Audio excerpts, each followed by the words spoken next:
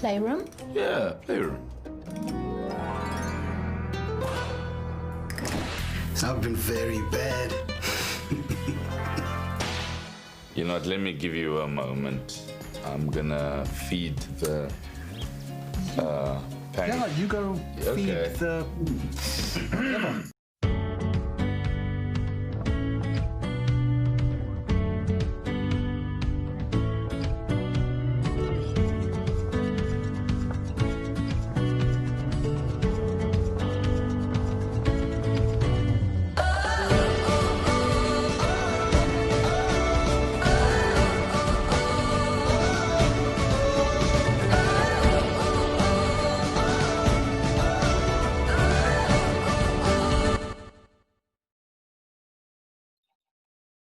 Good evening and welcome to episode 62 of the Private Property Podcast. I'm your host, Zama.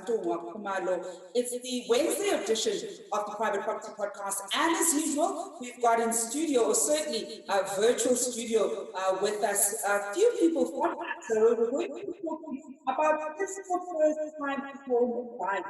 Could be something that you do not want to miss if you're a first-time home buyer. And there's certain questions that you have around the first-time home buying process, from what it is that you need to get ready before you approach the banks, to understanding what a FLISP subsidy is. I'm sure a lot of low-income earners probably didn't know that there's a subsidy that they can access that can help them, get that foot into the property ladder. And to help us better understand and get great tips for first-time home buyers this evening, I'm joined by Ramdeen, who is the National Attorney Manager at Absa Home Loans. And of course, we had her on the show last week, and there were so many questions that a lot of you had around the legal matters when it comes to property transactions. And we've also got this evening Zydah, Manuel, who is the Portfolio Manager for first-time home buyers at Absa Home Loans. Ladies, good evening. Thank you so much for joining us.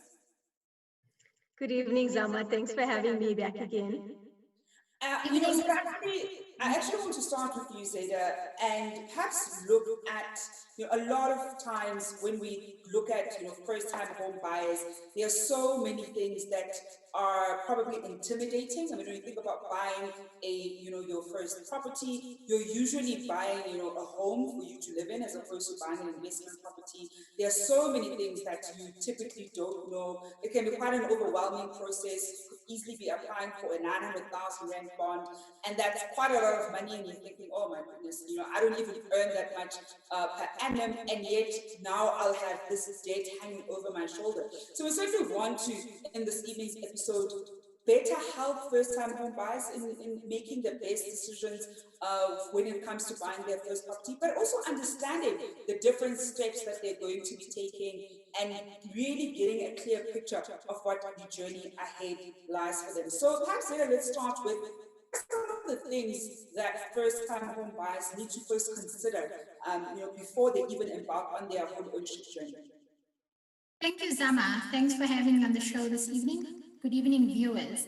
So yes, first-time home buyer, the journey is interesting, overwhelming, but exciting at the same time. I think key things to consider when purchasing a home. Number one, let's start with reviewing your budget. Understand your budget, understand what you can afford, your expenses versus your income. Then let's check and you'll determine your affordability by reviewing your budget. And as well as understand your credit score. You have to have a good credit score. Your credit rating needs to be in good standing to get access to any lending. Thereafter, let us understand, you could also do a pre-qualifier with the bank to see how much a bank can lend you. Absa has a great tool, which is the Home Loan Estimator tool, which is accessible on our website. You can complete it. It's a good way to see what the bank may lend you. And then you can start your property search. Then you need to ensure that you prepare for the associated costs to home ownership. First, let's consider that, have you saved enough funds for a deposit in need? Plan for those once-off costs, such as electricity deposits. Inquire about the rates and tax on a property. Ensure that you fit into your budget an insurance expense, because it will become a new expense once you've purchased your home, and let's ensure that you allocate funds in your budget for that. And last but not least, have enough funds readily available to cover the attorney fees that is associated to home ownership, and that's made up of your transfer costs as well as your bond registration cost. And then, of course, once you know that you found your dream home, you can make your home loan application to the bank, and once it's approved, then you can schedule your move for your new home. And you know, when you're talking through some of that, I can already, you know, almost see viewers at home thinking, oh my goodness, this is such a long list. And even as you're looking at this, there are quite a number of different components to unpack in that list. And we've certainly, you know, covered certain aspects of what is on that list on different episodes right here on the Private Property Podcast. But perhaps what we should, you know, explore before I bring in Michelle into the conversation, we're talking, you know, legal matters, is when we look at the first time home buying journey, Zydah, perhaps let's explore some of the common mistakes that you're picking up that first time home buyers are making, and some of the ways that we can potentially avoid them. Because I can imagine a lot of us are thinking, okay, I'm geared to, you know, buy that first property. I'm certainly going on to privateproperty.co.za and, you know, shortlisting the different properties I want and creating my wish list and, you know, monitoring my budget. But the reality of certainly a home buying journey is we sometimes don't know what we don't know. And because we don't know what we don't know what mistakes we could potentially make. So what are some of the mistakes that you've picked up that first time home buyers make, and how can we best avoid them? Yes, so one of the key things is that what we see is that people don't plan for the costs associated to home ownership, such as your costs, your attorney fees and costs, as well as some of the once-off costs, such as, like I said, your electricity deposit. They don't take into account the new expense from an insurance perspective into their budget, as well their credit score. I think it's important to understand your affordability and to understand what is your income versus your expenses, and ensure that your credit profile is in good standing. In fact, to know more about your credit profile, you can access a once-off report from the credit bureaus just to determine whether your score is in a good standing and you're good and eligible to go on the journey of home ownership. As well as, and I think also a plan in advance. Absa has great tools available to help first-time buyers on the journey to home ownership. And these are accessible on our Absa website. We have a great tool.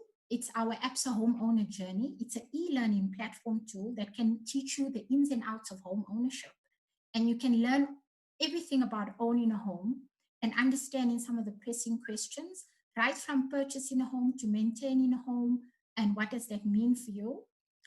We also have a great tool, which is our Absa Homeowner app. It's a great tool. You can download the app. The app will help you search for property from one of our biggest search property portals. It also can assist you to calculate your property costs, your affordability costs. The tool is also can have tutorial videos to guide you around home ownership. And one of the key things as well is you can calculate and see what you could afford to buy by completing our or pre-qualifying certificate, which is our Absa Home Loan Estimator certificate. And it can help you start searching for a property. And I think those are key things to look at before you start your journey to home ownership. Yeah. And that's what we have available to assist first-time buyers on our website.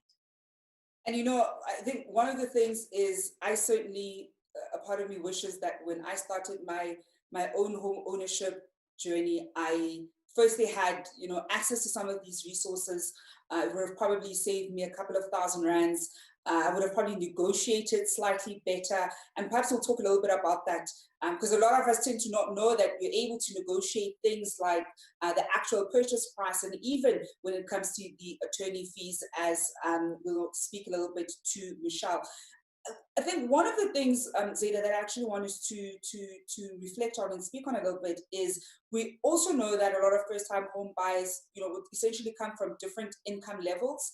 And so it's not only, for example, only middle class or upper middle class people who are accessing home ownership, but also lower income earners certainly have property aspirations and want to enter the property market and buy their own first property. And there's, of course, what's called the Finance-Linked Individual Subsidy Program, or shortened, it's FLISP.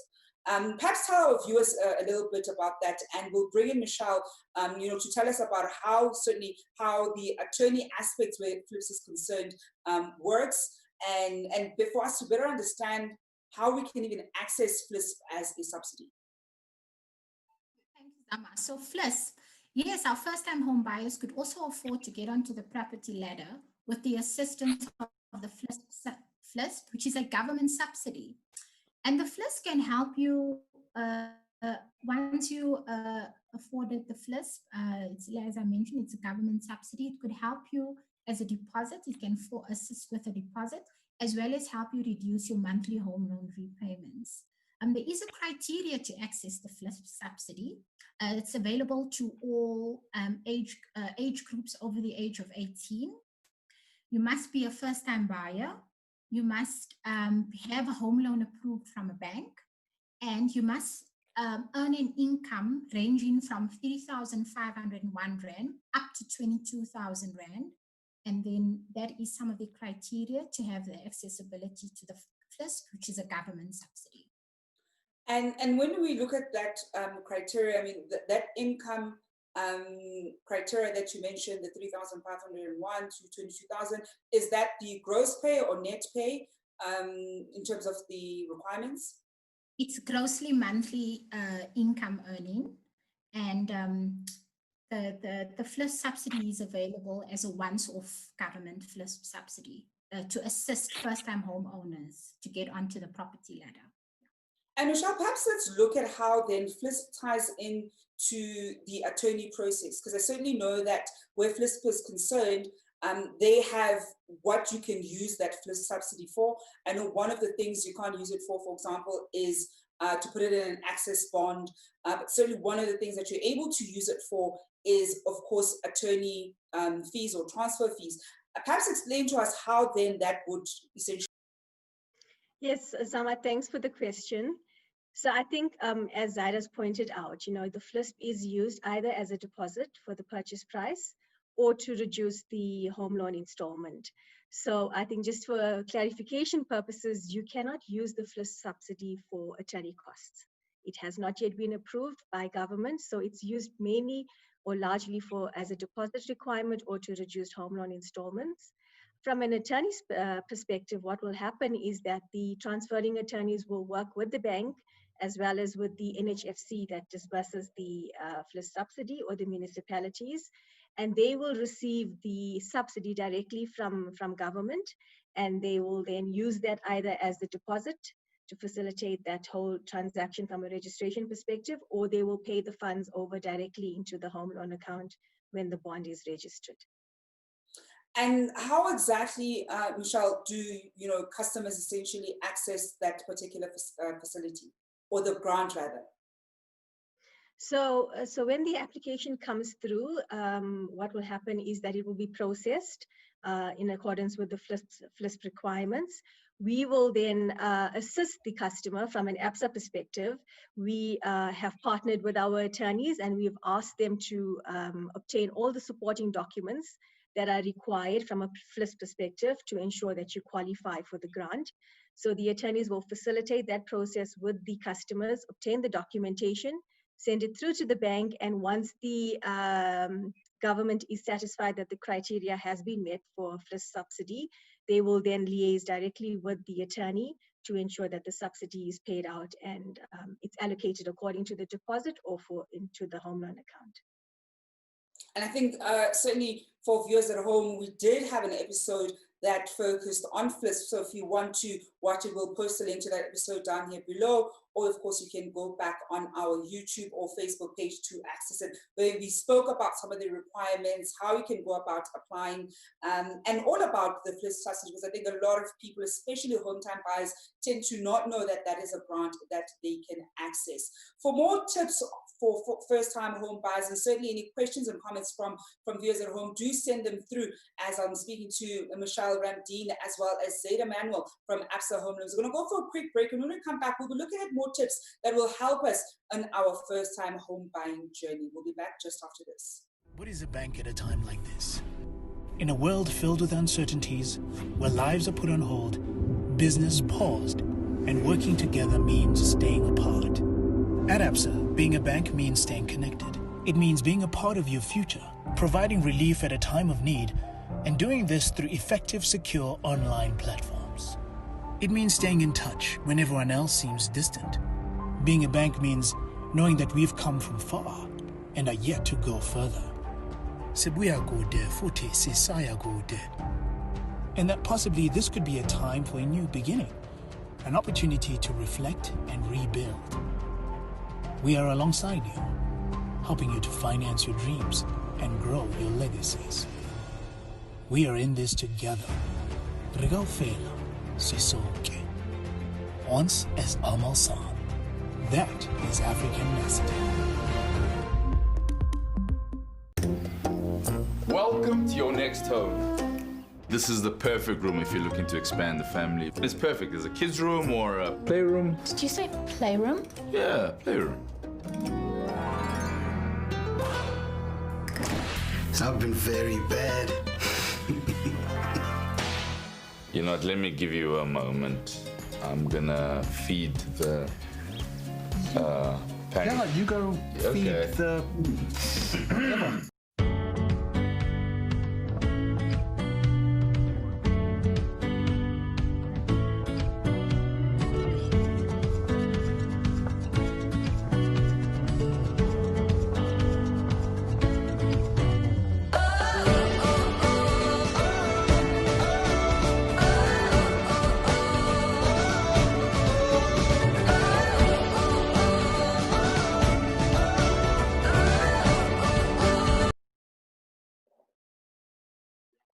Welcome back to episode 62 of the Private Property Podcast. I'm your host, Zama. This evening, we're looking at tips for first-time home buying. If you've certainly bought your first home, what tips would you like to share with viewers at home on how they can best navigate their first-time home buying journey? And if you're looking into buying your first home, what are you currently struggling with? We certainly want to hear from you. Do send those comments below. I think a lot of us can certainly learn from each other's experience when we're buying our first home. And of course, this evening, to better understand and give us great tips on understanding our home ownership journey, I'm joined by Michelle Ramdeen, who is the National Attorney Manager at Absa Home Loans, as well as Zydah Manuel, who's the Portfolio Manager for first-time home buyers at Absa Home Loan. And one really great tip that has come in from Natasha Dukes on Facebook, who says, I think it's also important to assess the area and complex you're buying in. Our first home was in a complex with a high rental ratio. It can affect the upkeep of the complex because not everyone takes care of the property the way an owner would.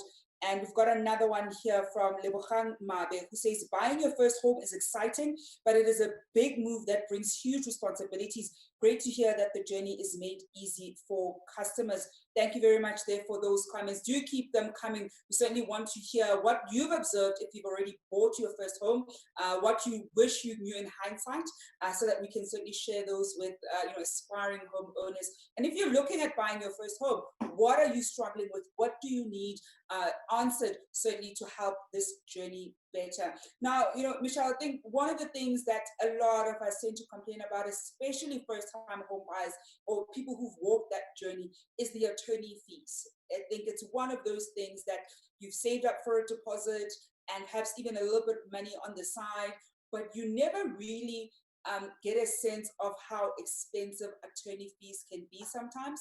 And it could be because you didn't use some of the tools like Zydah has said that are, for example, available on the Absa platform that can give you a sense of how much you ought to be budgeting for attorney fees. Perhaps help us better understand, A, if we're able to negotiate those attorney fees, and B, how we even, approach that conversation, because I think a lot of us probably are too intimidated to negotiate prices with attorneys.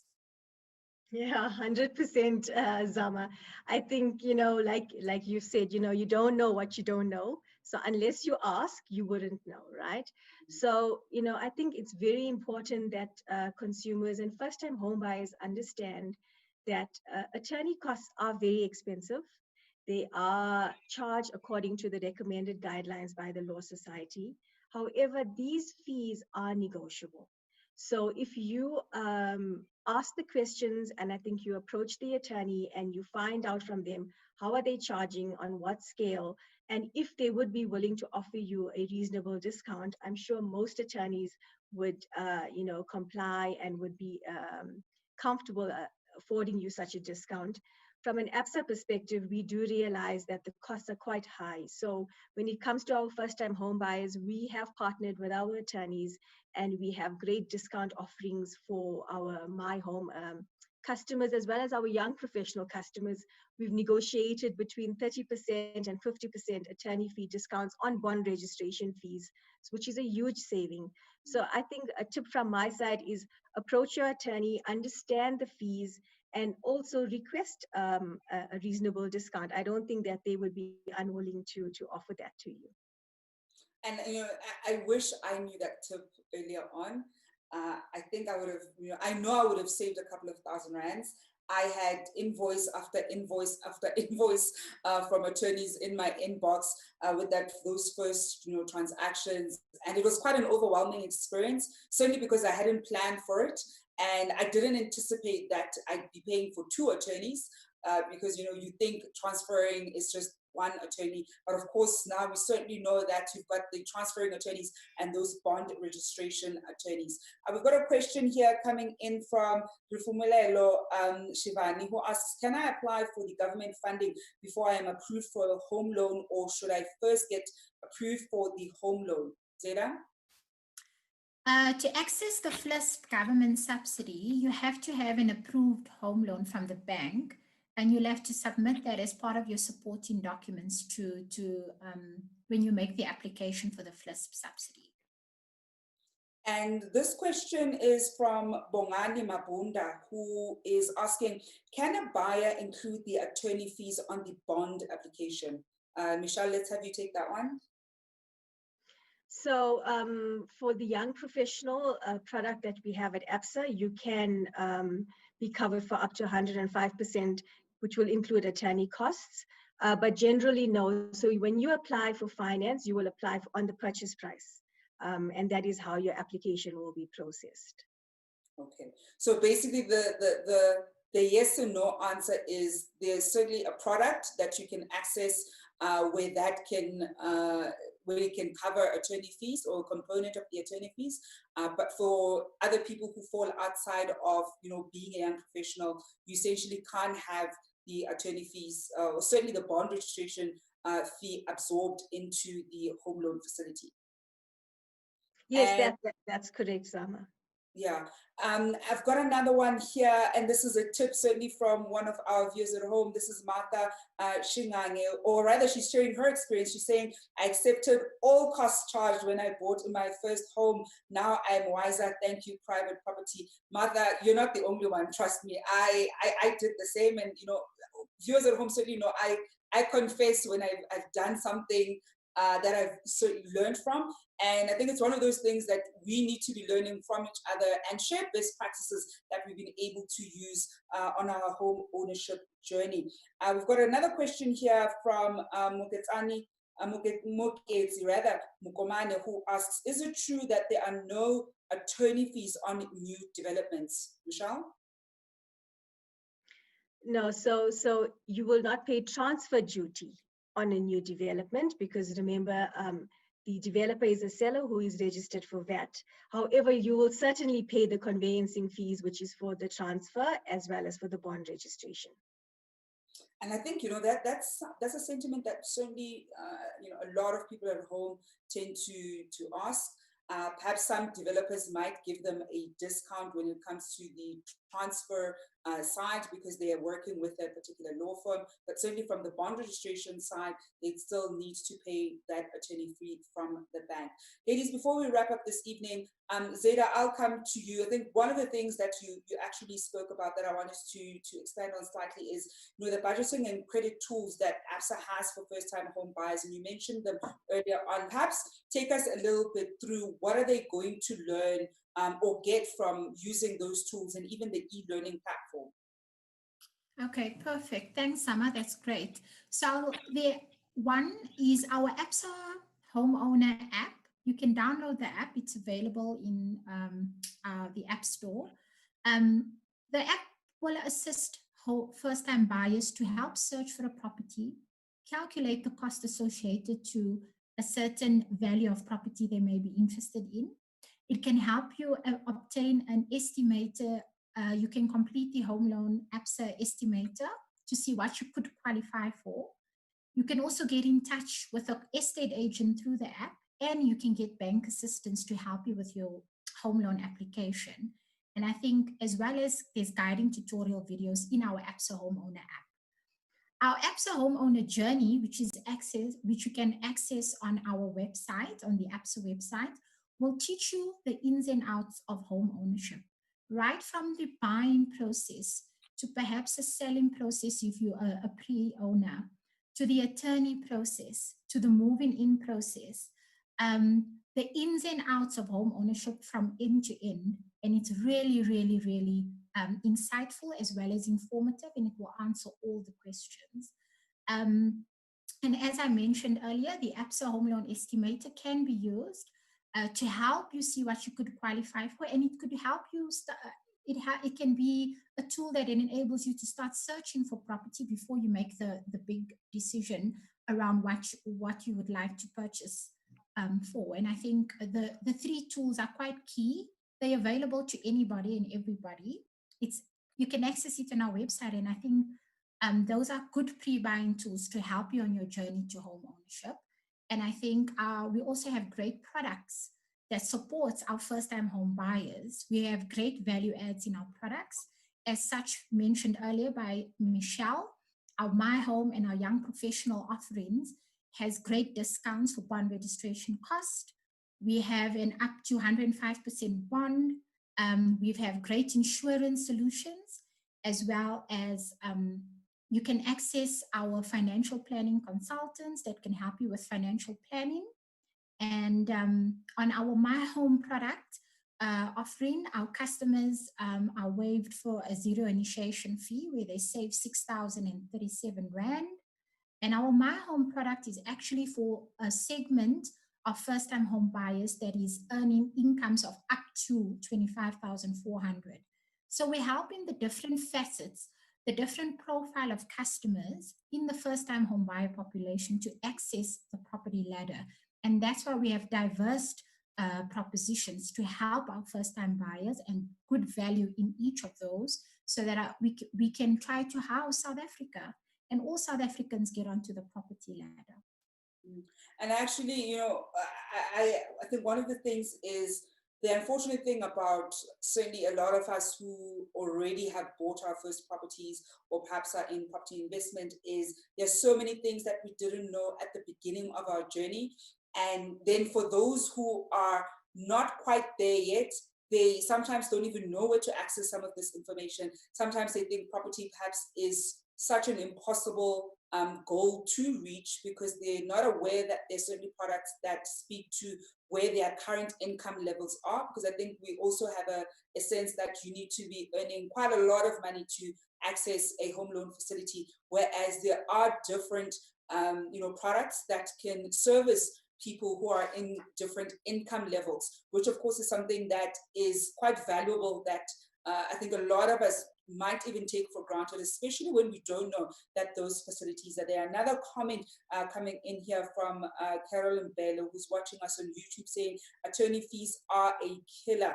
And that's of course when we're talking about the best ways to try and even negotiate those attorney fees. It is of course something that we struggle with. Ladies, before I wrap with you this evening, Michelle, any final tips for our first-time home buyers when it comes to their home ownership journey?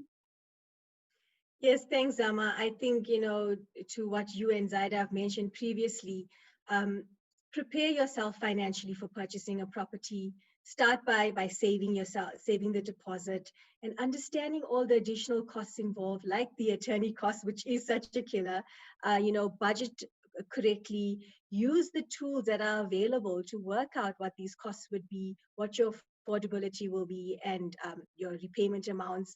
There's great tools available. So do your homework, educate yourself, and the home ownership journey is such an exciting one. So the better informed you are, the better your process is going to be, and it's going to have a lasting experience with you. Zydah, any last tips from your side for viewers at home? Thank you, Zama. I think, thank you, Michelle. Great tip from your side. I think importantly, check your budget. That's very important, and make sure you know what your credit profile is standing from a credit score perspective. I think access our Absa website. We have great informative information around home ownership, especially for first-time buyers. Our pre-buying tools can assist you greatly, and our solutions and our products addresses different needs of each of our customers. And we have the right financial solution for you to help you get onto the property ladder. So please reach out to us, access our website, and come to us so that we can journey with you to get your first home. I love that. Certainly a bank that wants to journey with you on your first home loan, and that is, of course, Absa Home Loans. If you want to go on their website, it's at absa.co.za. We've also posted the details down here below to check out more of their products, and certainly using the e-learning platform that Zydah mentioned earlier in our conversation, that takes you on a journey as a first-time home buyer. And, in that e-learning platform, you're certainly able to learn different things like your budgeting and credit tools, and have access to them that best equip you when you make your decision to, of course, buy your first home. Ladies, thank you so much for joining us this evening. Wonderful. Thank you, Zama. And that is Michelle Ramdeen, who is the National Attorney Manager at Absa Home Loans, as well as Zydah Manuel, who is the Portfolio Manager for first-time home buyers at Absa Home Loans.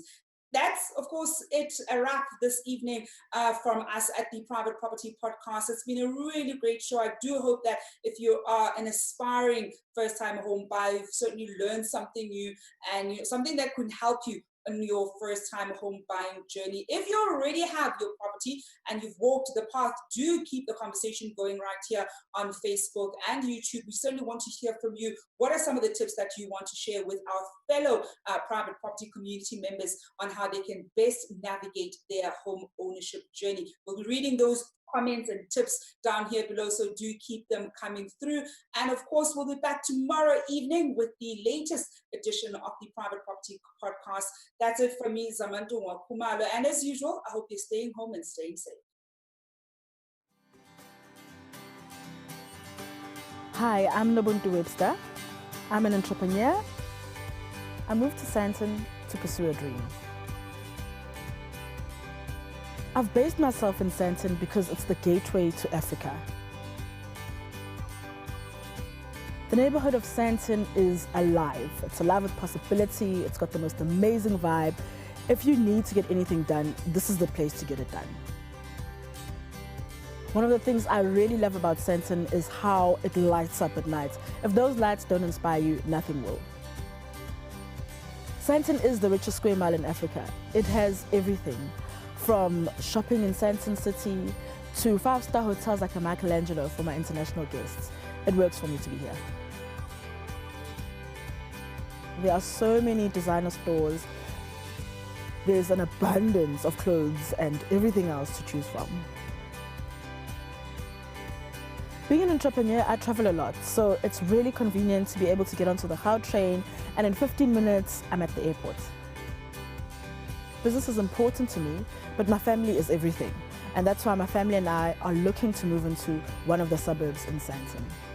Sandton has some of the most exclusive homes in the country, in places like Hyde Park and Sandown. A little bit less fast-paced is your suburbs like Bryanston and Rivonia. Bryanston was a natural choice. It's got great open spaces, it's safe. My son's already at a really good school there.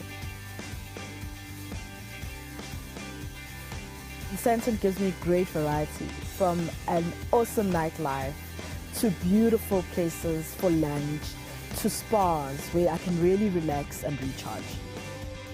Things happen in Sandton, and that's my neighborhood.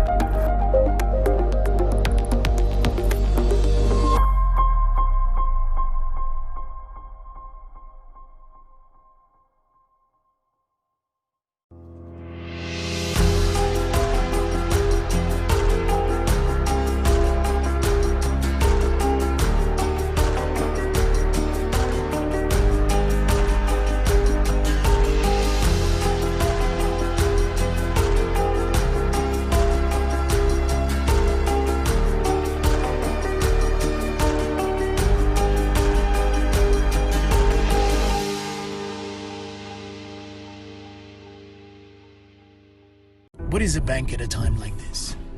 In a world filled with uncertainties, where lives are put on hold, business paused, and working together means staying apart.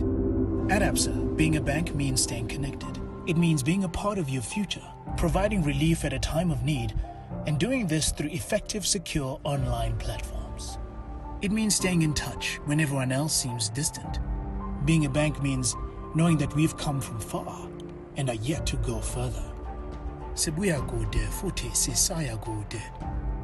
And that possibly this could be a time for a new beginning, an opportunity to reflect and rebuild. We are alongside you, helping you to finance your dreams and grow your legacies. We are in this together. Regal Fela, Sisoke. Once as Amal San. That is African messaging.